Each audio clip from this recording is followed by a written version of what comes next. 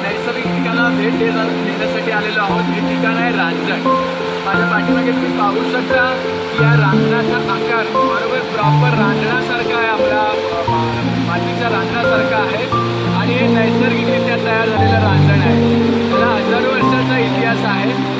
पूर्वी या रांजणाचा आकार थोडा कमी होता, आता मात्र तो वर्षानुवर्ष वाढत चालला आहे। याचं कारण असं आहे की जेव्हा जेव्हा पूर येतो तेव्हा तेव्हा या रांजणांमध्ये दगड जमा होतात आणि ते दगड पाण्याच्या प्रवाहाने गोल गोल फिरत राहतात। त्यामुळे आतला भाग अधिकाधिक रुंद होत चाललेला आहे आणि मुलांना हे सगळ्यात खूप आवडतं ठिकाण आहे। तुम्ही इथे पाहू शकता की हा निसर्ग इतका सुंदर आहे की इथे एकदम निर्मळता तुम्हाला अनुभवता येईल। या ठिकाणचं पाणी सुद्धा तुम्ही सहज पिऊ शकता, कारण याच्या वर फक्त डोंगर आणि डोंगर आहे।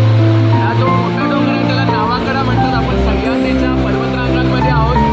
अतिशय दुर्गम ठिकाणी जरी गाव असेल तरी अतिशय चांगल्या सोयी गावामध्ये आहे। तिथे येण्यासाठीचा रस्ता सुद्धा आहे। पर्यटकांना हे ठिकाण निश्चितपणे आवडेल असं हे रांजण आहे। आम्ही सर्व मित्र या ठिकाणी रांजणात पोहायला आलेलो आहोत। मुंबईची मुलं जेव्हा गावाला येतात तेव्हा रांजणाला अवश्य भेट देतात, कारण इथे पोहण्याचा आनंद एक शहरातल्या कृत्रिम जलतरण तलावांपेक्षा निश्चितपणे चांगला आहे।